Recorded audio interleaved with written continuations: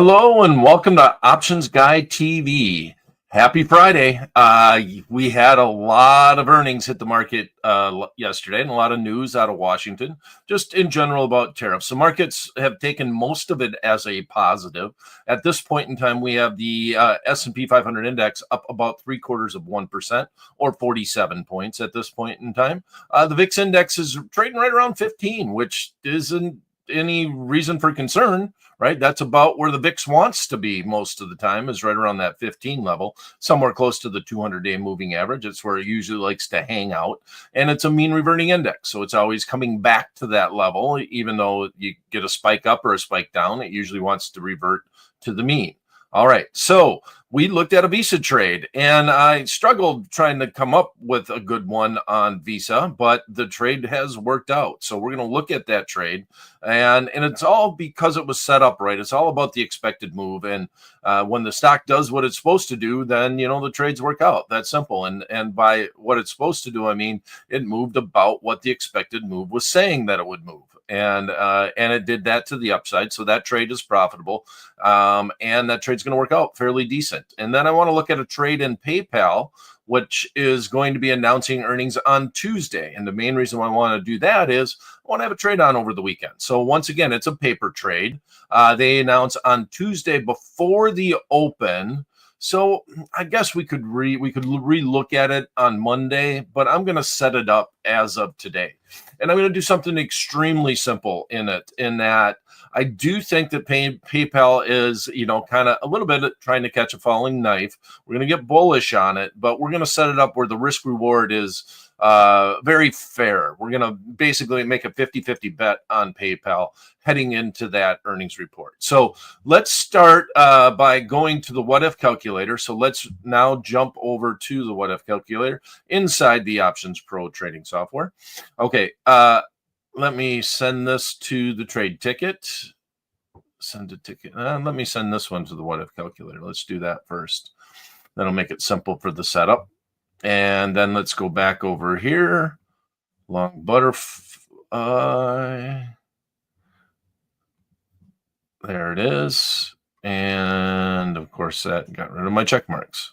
So we got to check the boxes. Here we go. 1, 2, 3, and send a ticket. So at this point in time, this trade was trading for even, and so the stock came off a little bit.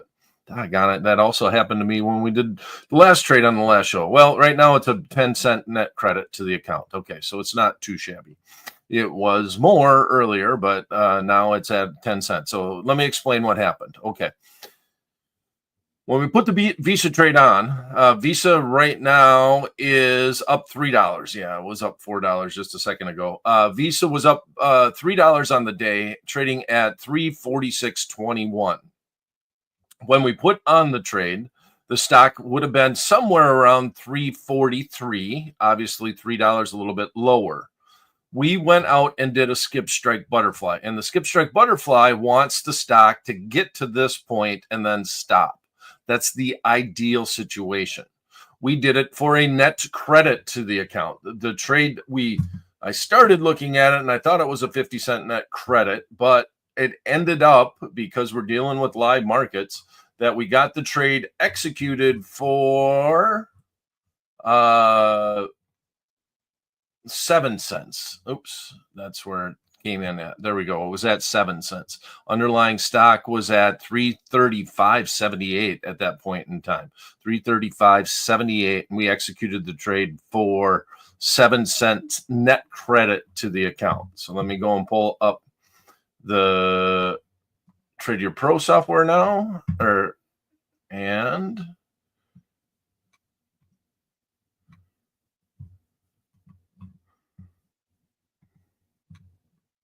where did it go? There we go. All right, let's share the screen again. And now that is trading for a 10-cent net debit.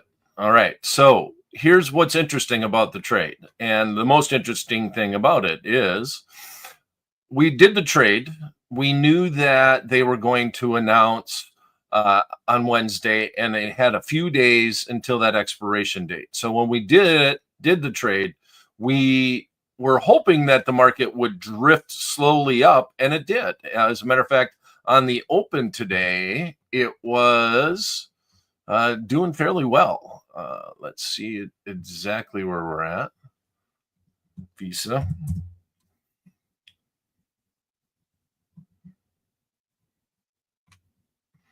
So we went as high as 350, which would have been inside the strikes of our butterfly, as low as 343, and now we're somewhere in the middle. So you got a decision. If you did put this trade on, and like I said, it's always a paper trade, not necessarily meant to be a recommendation, but it is a paper trade. If you put it on, the market has already been as high as 351, which would have made this trade very nicely profitable. 351 would be almost perfect for the trade.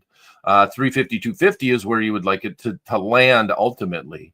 So you can leave the trade on from this point forward. What you're risking is the 10 cents, right? You could sell this trade and bring in a net credit of 10 cents. That means that we executed the trade for a net credit of 7 cents, and we could take the trade off for a net credit of 10 cents. We're bringing in a credit even though we're selling that trade. And how we would do that is we'd flip the script. This would become a sell to close. This would become a buy to close. And then this one would become a sell to close. I have to put open in because this is a fictitious account, okay? A test account is the word that I was looking for. And you'll see that it says the midpoint is a net credit of 10 cents. So do you want to roll the dice? Every minute that it doesn't reach the 350 level, though, it hurts. And we're still about 3.5 points away from it. So I think I would close it at this point. The market came up, ran up, and now we're kind of in a downward trend as far as the day is concerned on it. So I think I would just sell it and get out of the position. The other alternative on this trade is you got the 352 right here. Okay, so you could sell this option contract and buy this one and roll into a kind of a spread going into the trade. But no, I think I'd just close it because these are all 4 legs. This is trading for next to nothing. I was thinking that if you just close the 20 strike, that'll leave you naked short on the 352.50 and have to buy some protection. And you could actually buy this one for 2 cents too, and just make it a 2.5 point gig. But I think that's just too much. I think I'd just close it. I put a minute. The market's fairly decent, minus 13 by minus 6. So you'd be entering a trade to sell to close the 31st expiration 350 strike call, buy to close the 52.50 strike call, and then sell to close the 357.50 at a net credit of 10 cents to the account. And hopefully that would fill today and you'd get out of this position at that point in time. And then you put the trade on for 7 cents and you took it off for 10. An okay trade. It depends on the number of contracts that you did. But ideally, you would like the stock to finish somewhere above 350 and not much higher than 3. Well, actually, the number would be 355, the strike that we skipped on the skip strike butterfly. If you have any questions on it, please let me know. When I was initially looking at the trade, I think I was looking at the February's, and that was a net credit of 50 cents to the account. That trade would still be looking good too. But we did this one, and we did it very short term with a January expiration. So if you're not out of it today, it will expire worthless, and you'll just make the 7 cents. All right. Now let's go into PayPal. PYPL, and we'll pull up a chart on PayPal too.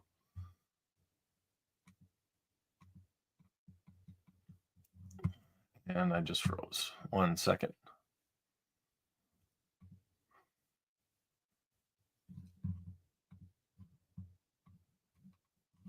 Not moving. Well, on PayPal, what I'm looking to do, okay, PYPL, of course, the screen just moved, which is a good thing, is PayPal has had a rough streak of it. Let's go out 1,200 days. And it's starting to kind of make a move back. But if you go all the way back, kind of weird how PayPal was, the leader in the space for online payments back in the day when they were owned by eBay. The stock has dropped precipitously and is kind of making a little bit of a cup and handle scenario here on a very long-term time frame. Finally broke up above the 200-day moving average, and I think it's just looking for a little bit of a catalyst to the upside. So I want to make it very simple. I wouldn't mind maybe dipping my toe in the water with PayPal after the earnings report, see where it went. But before the earnings report, I want to do something really simple. I want to get bullish and anticipate that the earnings report will be a good earnings report. So I'm going to actually just straddle the stock. And we'll look at it again on Monday because they do announce on Tuesday morning before the open. But I'm still going to take this chart that's in the what if calculator, and let's send this to the trade ticket from the what if calculator. And this is the trade that I want to look at. And we're going to go short term on it. And you can go, I don't mind if you go a little bit longer on this trade, but I'm literally looking at it as if the earnings are good and it is a catalyst to the upside, that I might just buy the underlying stock. I have owned it. I did actually get beat up on the stock. I got out a while ago on it. But I've always been curious because I really thought the move to the downside in general, that, the company's not going away. This was just such a dramatic move to the downside, almost like it's a biotech stock or something, in the way that it happened. And they underperformed. I mean, you could say that maybe they deserved it, but I don't really think that the stock,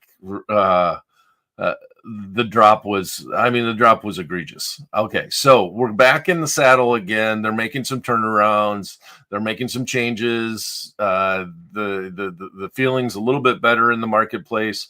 Get a little bit of a bump up. We break up above this line right here that was all the way back in 2022, and we get a little bit of a pop up there. That's not a bad area, so that would probably be where we would go to next. And then if we break out there, then we're looking solid. And I definitely would want to buy on a breakout here right around 103. But with that said, here's the trade. Okay, we currently have the underlying stock trading at 90.13. It's up 56 cents on the day. The spread that I want to look at is I want to straddle the market. The market's at 90.12, so we're going to go 3 points in the money and buy a call option, and then we're going to go 3 points out of the money and buy a call option. The midpoint on this trade right now is $2.99, and that's fair, and that's what it should be. And here's kind of a learning. There it is. We want to do the February one. I had the January trade up. But here's kind of a learning thing about option pricing, in that if you go equidistant in and out of the money, especially in a little bit shorter term option contracts, you should be buying just about as much time premium. Notice this says extrinsic value as you are selling. So in this instance, we're buying $2.38 of extrinsic value or time value, even though we're paying more because it's a in the money option contract. But we're also selling $2.41. The difference is pennies between the two. And what that does is that makes it a 50-50 bet, right? Either the stock goes up $3 and you make $3, you sell it for $6, or the stock goes down $3 and you lose what you paid for it, which is $3. So and around earnings, especially like with PayPal, the expected move is $7.30. So that's the expected move on the trade, approximately that. So we're definitely within the expected move. So if the market has determined that the news is good, the stock shouldn't have any problems going at least 3 points to the upside. The expected move is around 7. That would be half of the expected move. And then on the downside, that would also be the case. So literally, this is a 50-50 bet. You got to be prepared to lose the $3, but also be prepared to make the $3 if the news is good. And that's how we're going to ride it. That's what we're going to look to do on this trade, heading into earnings. And then at the end of the week, we have Amazon. So Amazon usually announces on a Thursday. We're going to look to do a trade in Amazon. We had a lot of the mega cap tech stocks that announced this week, but we have a few others that we will look at. So let me see here. As far as anticipated earnings that are coming up, we have what do we have on Wednesday? We have Uber and Disney on Wednesday, February 5th. We then have, well, that's actually before the open. After the close, we have Qualcomm, we have Ford. We then on Thursday, before the open, we have Eli Lilly, Bristol Myers, Roblox. And at the very end, I guess the headliner is going to be Amazon on the close on the 6th. So we might look at something on Disney on the 5th, on the Wednesday. That's before the open, though. So we'd have to do that on Monday if we wanted to address it. We also have Google announcing on Tuesday. So that's what we'll do on Tuesday. We'll look at a trade on Google on Tuesday before their earnings announcement. Always have been fairly bullish on Google. They got beaten up because of the AI thing, but they're starting to make strides. And I think the fears of them losing all of their power in search, they're real, but Google's doing a good job of trying to combat those rumors. So that's going to be it for this. That's going to be it for this week of Options Guy TV. Close out the Visa trade. I don't think I want to hang around until the market closes. If you can get a smidge more, just do it. Yeah, the market's down even more. It was up 4 earlier. Now it's only up 3. So I would definitely look to get out if I could get that 10 cents for it. And we'll be looking at PayPal. So thanks for stopping in. If you do, please do share this on social media. Let everybody know about Options Guide TV. We want to make it as interactive as possible. And you can follow me on Twitter. My handle is @BrianOverby. Thanks for stopping in. We'll see you Monday for the next edition of Options Guide TV.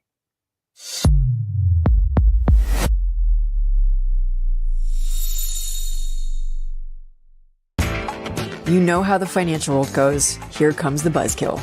Please make sure to take some time to read this boring disclaimer. We will owe you one.